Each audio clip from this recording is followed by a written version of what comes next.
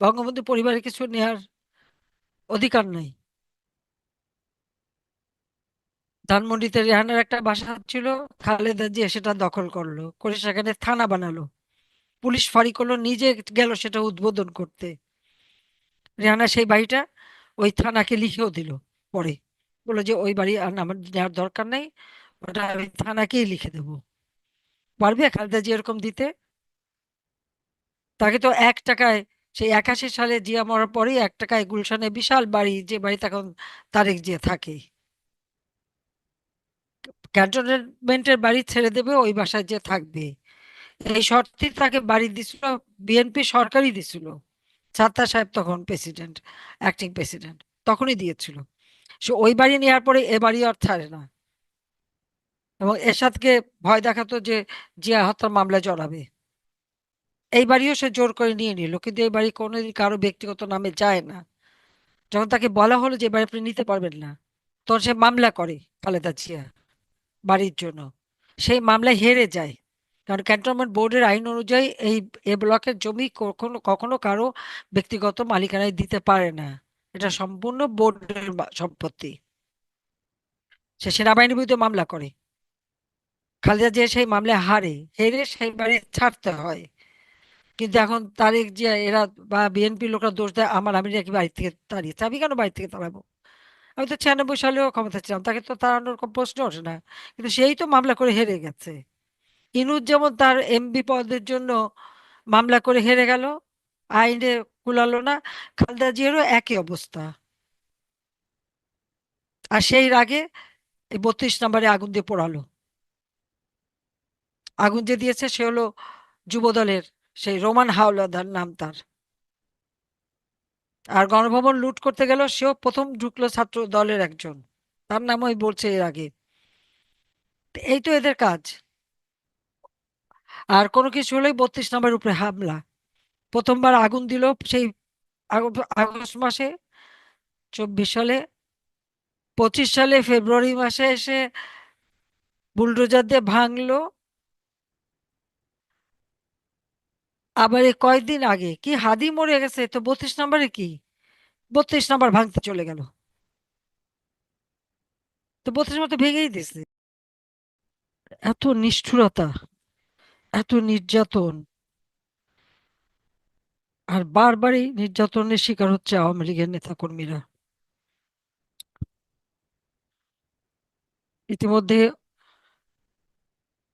সেই 15ই জুলাই 2024 সাল থেকে যে মানুষ হত্যা, বিভিন্ন স্থাপনায় অগ্নিসন্ত্রাস করা, এবং সারা বাংলাদেশে অকথ্য অত্যাচার, নির্যাতন, পুলিশ হত্যা, আইনজীবী, সাংবাদিক, সাংস্কৃতিক কর্মী, একের পর এক হত্যাকাণ্ড চালিয়ে যাচ্ছে, তখন ছাত্র, শিক্ষক, এবং সে এর জন্য আর শেষ নাই। এবং এখানে এটাও শুনলেন যে এর আগেও 2013 সালে, 2014 সালে, যখন 2013 সালে বিএনপি জামাত মিলে অগ্নিসন্ত্রাস শুরু করেছিল, সে 500টা স্কুল, 3-4 হাজার গাড়ি, বাস, লঞ্চ সবকিছু আগুন দিয়ে জ্বালিয়ে পুড়ে ছারখার করেছিল। তখনও পুলিশ হত্যা করেছে, 2 জন জজকে হত্যা করলো, আইনজীবী হত্যা করলো। এই অবস্থা ছিল, আর আওয়ামী লীগের নেতাকর্মী বা সহযোগী সংগঠন অনবরত এই ঘটনা ঘটাচ্ছে। আচ্ছা, কতখানি মানে মানুষ অমানুষ হতে পারে!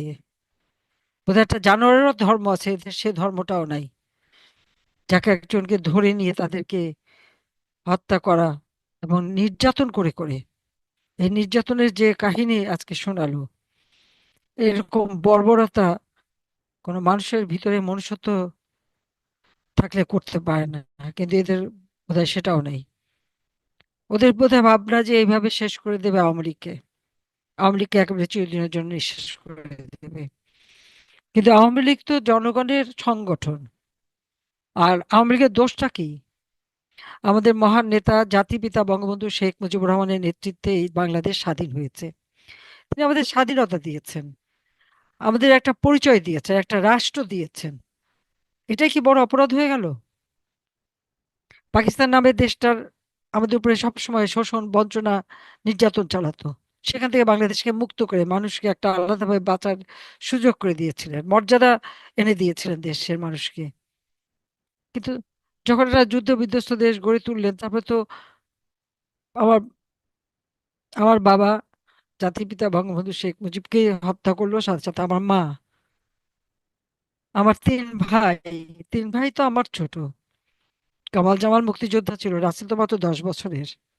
কামাল জামালের স্ত্রী সুলতান রোজি, আমার একমাত্র চাচা পঙ্গু, তাকে আমার ফুফা, তিনটা ফুফাতো ভাই, চারটে আমার তিনজন ফুফাতো বোন, এদেরকে নির্মমভাবে হত্যা করেছে। আজকে যারা শহীদ হয়েছে এখানে, আমি তাদের আত্মার মাগফিরাত কামনা করি। সে সাথে একটু বলবো যে এই নির্যাতন করে করে আজকে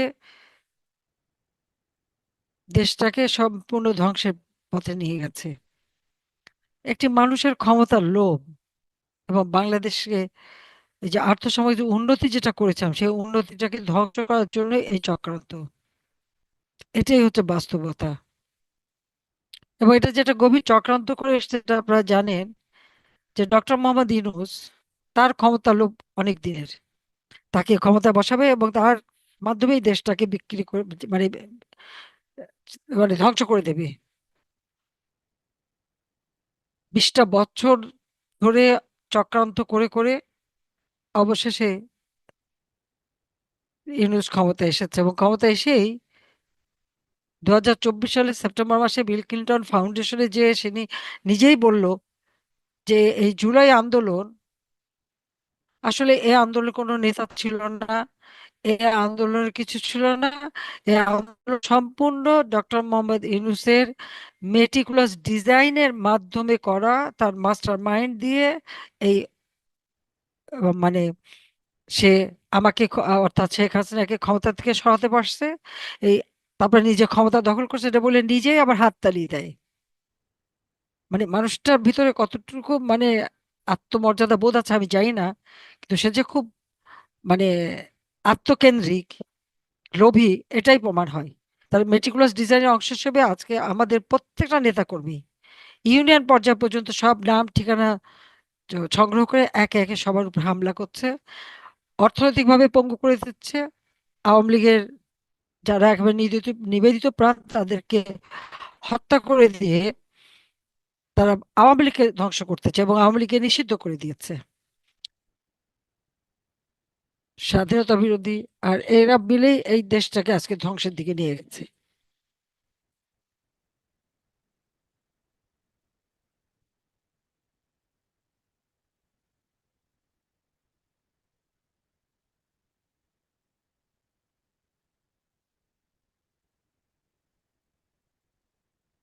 আমি জানি না আমাকে আর রেহানাকে তো হত্যা করার পরিকল্পনা ছিল, কারণ 15ই আগস্ট আমরা দুই বোন বেঁচে গিয়েছিলাম।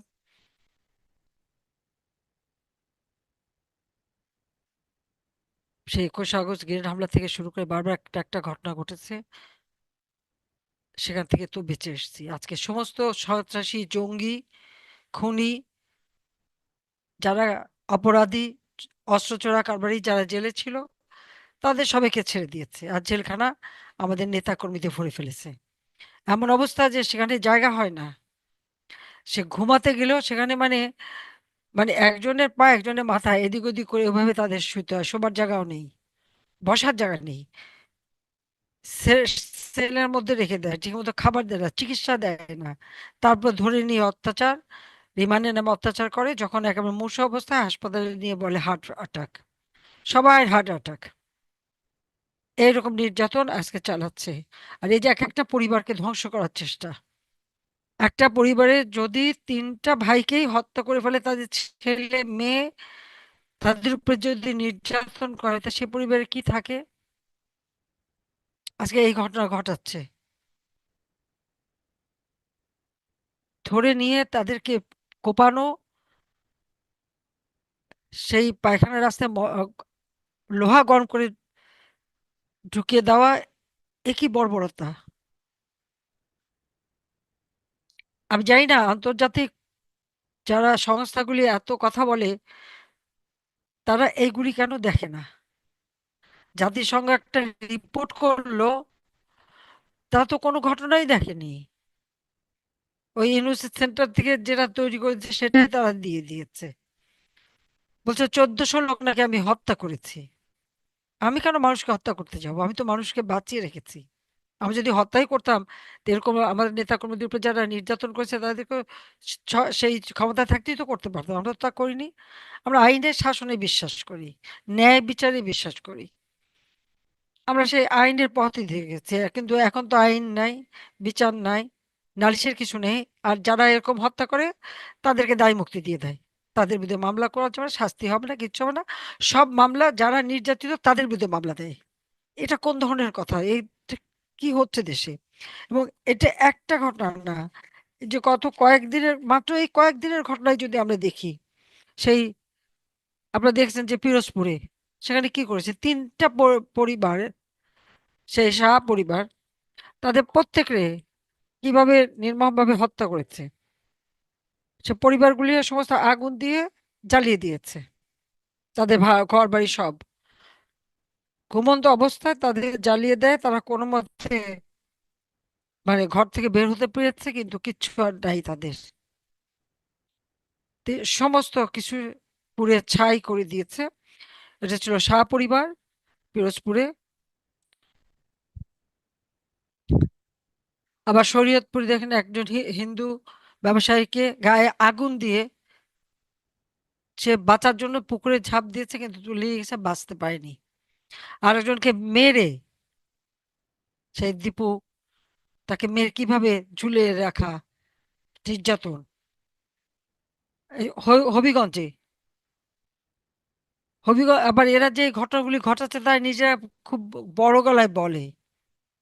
হবিগঞ্জের থানায় বসে সেই কি বৈষম্য বিরোধী আন্দোলনের নেতা মাহাদি হাসান, সে দল বল নিয়ে তাদের এক লোককে নাকি অ্যারেস্ট করছে, তাকে ছাড়াতে গেছে। থানায় বসে ওসিকে সে ধমক দিয়ে বলে যে সে নাকি, তারা পুলিশ হত্যা করেছে সে বানিয়াচং-এ, সেখানে তারা পুলিশ হত্যা করছে, থানা পুড়িয়ে দিয়েছে, এসআই সন্তোষকে জ্বালিয়ে হত্যা করেছে। কাজী ওই ওসিকে সে ধমকাচ্ছে যে তাদের কথা না শুনলে তাদেরও ভাগ্যে এটা হবে। তো এই যে জ্বালাও পোড়াও এবং প্রকাশ্যে খুনের দায় স্বীকার করা, এই হলো ইউনূসের শাসন ব্যবস্থা। এবং এরা তো সব, এদের আর কোনো বিচার নাই, এদের কিছু হবে না। পারলে উল্টো আরো হয়তো ওসির বিরুদ্ধেই মামলা করে দেবে। এই অবস্থা। একটা অন্তঃসত্ত্বা স্ত্রী তার সামনে থেকে সেই রাকিবুল ইসলামকে কোনো মামলা ছাড়া গ্রেপ্তার করে নিয়ে গেছে। সে তার প্রথম সন্তান হবে, সে চেষ্টা করছে, আকুতিক মিনতি করছে, কিন্তু না, তাদেরকে রেহাই দেয়নি।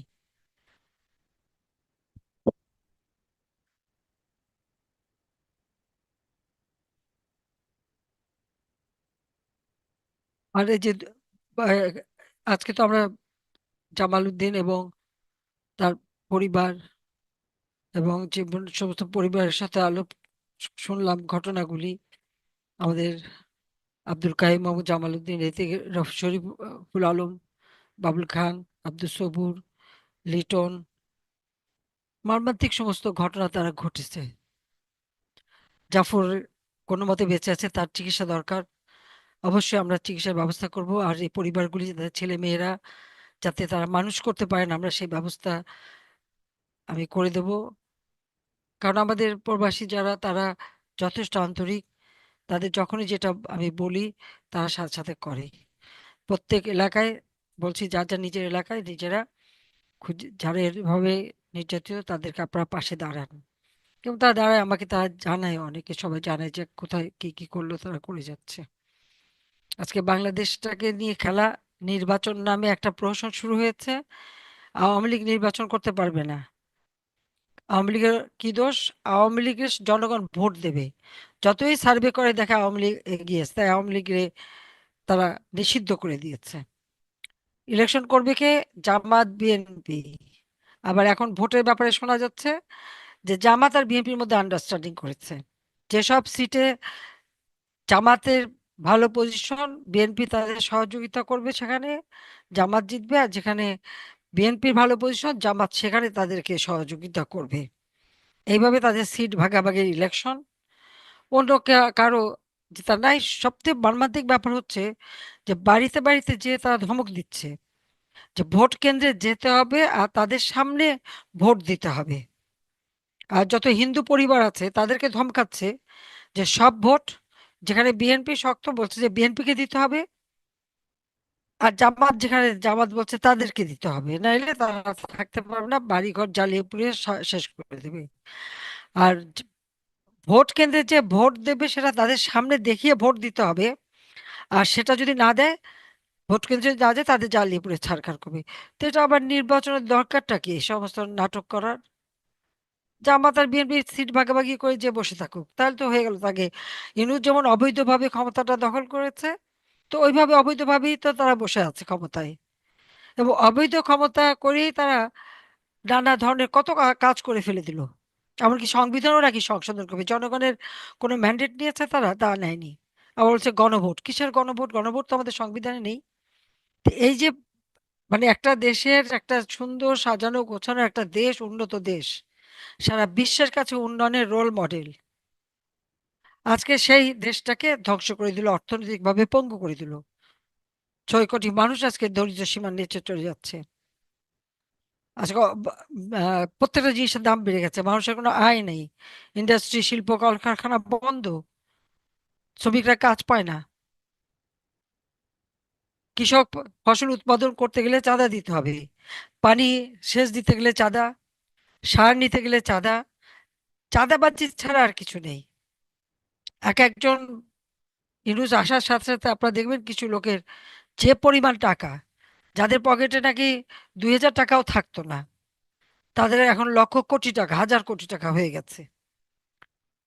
এরা আবার দুর্নীতির বিরুদ্ধে কথা বলে। সন্ত্রাস, দুর্নীতি, মানুষ খুন করা, মানুষকে সর্বশান্ত করে দেওয়া, এটাই হচ্ছে তাদের একমাত্র ইউনূসের কাজ। প্রতিনিয়ত মানবতা বিরোধী কাজ করে যাচ্ছে, প্রতিনিয়ত মানুষের জীবন নিয়ে খেলছে, মানুষের ভাগ্য নিয়ে খেলছে, নিজের ভাগ্য গড়ে তুলছে, ব্যবসা বাণিজ্য যা পাচ্ছে হাতিয়ে নিয়ে যাচ্ছে। ওই উপদেষ্টা থেকে শুরু করে সবগুলি এই কাজই করে বেড়াচ্ছে। আর আমি ঠিক জানি না, এখানে আমাদের বিভিন্ন এম্বাসি আছে, সে এম্বাসিতে যারা কাজ করে তারা কি এইসব ঘটনা দেখে না? তারা নিজেদের দেশে সেগুলি লিখতে পারে না? তা লিখবে না। এনুসের টাকার জোর আছে। 6,000 টাকা বেতনের চাকরিজীবী, 1,000 কোটি টাকার মালিক, 5,000 কোটি টাকা শুধু তার ফিক্সড ডিপোজিট। আর বিদেশে, দেশে তো প্রচুর সম্পদ। এক ফ্রান্সে, লুক্সেমবার্গ, জার্মানি, ইটালি, প্রত্যেক জায়গায় তার অগাধ সম্পদ। America, Latin America, African country, সেখানে তার অগাধ সম্পদ। এত টাকা আসলে কোত্থেকে তার? সে কি অস্ত্রের চোরা কারবারি করে, না ড্রাগের চোরা কারবারি করে? আর ওই অস্ত্র আর ড্রাগের চোরা কারবারি যারা করে তারাই তো এত টাকা দ্রুত বানাতে পারে। তাছাড়া আর কেউ বানাতে পারে তা তো জানি না আমি। যাক, আমি এটুকু বলবো যে এই যে দায়মুক্তি অনুষ্ঠানটা করাতে অনেক ঘটনা আমরা জানতে পাচ্ছি। অন্তত আপনারা যারা সব হারিয়েছেন, আমি জানি হয়তো তা ফেরত দিতে পারবো না, কিন্তু একটা কথা মনে রাখেন, আমরাও কিন্তু আপনাদের মতো ভুক্তভোগী। একটা শোক মানুষ সইতে পারে না। আর আমি আর রেহান একই দিনে বিদেশে বসে শুনলাম আমাদের কেউ নাই, একদিনে সব শেষ হয়ে গেল। ঘর নাই, বাড়ি নাই, কোথায় যাব, কি করব, কোন ঠিক কিছু নেই। বিদেশ ভুইপুঁ হয়ে কি অবস্থায় আমরা কাটালাম। দেশে যখন ফিরে এসেছি তখনও তো আমার থাকারও জায়গা নেই। পুকুর বাড়িতে এখানে থেকে কোনো মতে আমি চলছি। 10 কাঠা করে জমি কিনলাম, তার জন্য মামলা খেলাম। বঙ্গবন্ধু পরিবারের কিছু নেয়ার অধিকার নাই। ধানমন্ডিতে রেহানার একটা বাসা ছিল, খালেদা জিয়া সেটা দখল করলো, করে সেখানে থানা বানালো। পুলিশ ফাঁড়ি করলো, নিজে গেল সেটা উদ্বোধন করতে। রেহানা সেই বাড়িটা ওই থানাকে লিখেও দিল পরে, বললো যে ওই বাড়ি আর আমার নেওয়ার দরকার নেই, ওটা ওই থানাকেই লিখে দেবো। পারবে খালেদা জিয়া এরকম দিতে? তাকে তো 1 টাকায়, সেই 81 সালে জিয়া মরার পরেই 1 টাকায় গুলশানে বিশাল বাড়ি, যে বাড়িতে এখন তারেক জিয়া থাকে, ক্যান্টনমেন্টের বাড়ি ছেড়ে দেবে, ওই বাসায় যে থাকবে, এই শর্তে তাকে বাড়ি দিছিল। বিএনপি সরকারই দিছিল, ছাত্তা সাহেব তখন প্রেসিডেন্ট, অ্যাক্টিং প্রেসিডেন্ট, তখনই দিয়েছিল। সে ওই বাড়ি নেওয়ার পরে এ বাড়ি আর ছাড়ে না, এবং এরশাদকে ভয় দেখাতো যে জিয়া হত্যার মামলায় জড়াবে। এই বাড়িও সে জোর করে নিয়ে নিল, কিন্তু এই বাড়ি কোনোদিন কারো ব্যক্তিগত নামে যায় না। যখন তাকে বলা হলো যে এবার আপনি নিতে পারবেন না, তখন সে মামলা করে খালেদা জিয়া বাড়ির জন্য। সেই মামলায় হেরে যায়, কারণ ক্যান্টনমেন্ট বোর্ডের আইন অনুযায়ী এই এ ব্লকের জমি কখনো কখনো কারো ব্যক্তিগত মালিকানায় দিতে পারে না, এটা সম্পূর্ণ বোর্ডের সম্পত্তি। সে সেনাবাহিনীর বিরুদ্ধে মামলা করে, খালেদা জিয়া সেই মামলায় হারে, হেরে সেই বাড়ি ছাড়তে হয়। কিন্তু এখন তারেক জিয়া এরা বা বিএনপির লোকরা দোষ দেয় আমার, আমি নাকি বাড়ি থেকে তাড়িয়েছে। আমি কেন বাড়ি থেকে তাড়াবো? আমি তো 96 সালেও ক্ষমতা ছিলাম, তাকে তো তাড়ানোর কোনো প্রশ্ন ওঠে না। কিন্তু সেই তো মামলা করে হেরে গেছে। ইনুস যেমন তার এমপি পদের জন্য মামলা করে হেরে গেল, আইনে কুলালো না, খালেদা জিয়ারও একই অবস্থা। আর সেই রাগে এই 32 নম্বরে আগুন দিয়ে পোড়ালো। আগুন যে দিয়েছে সে হলো যুবদলের সেই রোমান হাওলাদার, নাম তার। আর গণভবন লুট করতে গেল, সেও প্রথম ঢুকলো ছাত্র দলের একজন, তার নাম ওই বলছে এর আগে। তো এই তো এদের কাজ। আর কোনো কিছু হলেই 32 নম্বরের উপরে হামলা। প্রথমবার আগুন দিল সেই আগস্ট মাসে 24 সালে, 25 সালে ফেব্রুয়ারি মাসে এসে বুলডোজার দিয়ে ভাঙলো। আবার এই কয়েকদিন আগে কি হাদি মরে গেছে, তো 32 নম্বরে কি 32 নম্বর ভাঙতে চলে গেল। তো 32 নম্বর তো ভেঙেই দিছে সব স্মৃতিটুকু।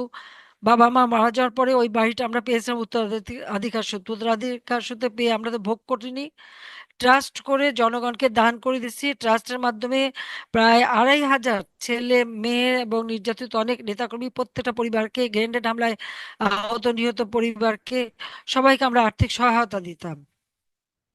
ওই ট্রাস্টের থেকে টাকা নিয়ে আমি ভূমিহীনদের জন্য ঘর করে দেওয়ার, আমরা জমি কেনার ইয়ে ছিল না, সেই জমি কেনার জন্য ফান্ড তৈরি করে সেখানে ভূমিহীনদের জমি কিনে তাদেরকে ঘর বাড়ি তৈরি করে দিয়েছি। কোভিড এর সময় মানুষকে আর্থিক সহায়তা দেওয়ার জন্য আমি 5 কোটি টাকা দিয়ে ফান্ড করে সেখান থেকে মানুষকে সাহায্য করেছি। আজকে সেই ট্রাস্ট সম্পূর্ণ ধ্বংস, ট্রাস্ট অফিস কাগজপত্র সব ধ্বংস করে দিচ্ছে, আর আমাদের তো এখন সবকিছু জ্বালিয়ে পুড়ে সব লুট করে নিয়ে গেছে। যাক, তারপর যখন বেঁচে গেছি এটুকু শুধু বলবো, ওই 75 71, তারপর আবার এই 24, বাংলাদেশটাকে ধ্বংস করছে। কিন্তু ইনশাল্লাহ এই যে অন্যায় অবিচার, এর বিচার একদিন হবে।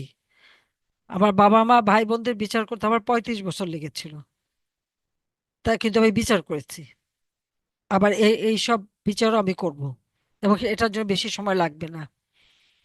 কারণ তার ইউনূসের জুলাই হিরোরা এখন সবই বিক্ষিপ্ত হয়ে গেছে, এক একজন এক এক দিকে কি অবস্থা এখন দেখুক। পাপ বাপ কেউ ছাড়ে না, এটা মাথায় রাখতে হবে। অন্যায় করলে তার শাস্তি পেতে হয়, আল্লাহ এখানেই শাস্তি দিয়ে দেয়, এবং ওদের সেই সময় শুরু হয়ে গেছে। সবাই ধৈর্য ধরেন, নিশ্চয়ই এর প্রতিকার হবে। বেঁচে আছি, আল্লাহ বাঁচিয়ে রেখেছে এই অন্যায়ের প্রতিকার করার জন্য, এটা আমার বিশ্বাস। এবং অবশ্যই আমি দেশে ফিরবো, এবং আবার বাংলাদেশকে আমরা গড়ে তুলবো। সবাইকে ধন্যবাদ। জয় বাংলা, জয় বঙ্গবন্ধু, বাংলাদেশ চিরজীবী হোক।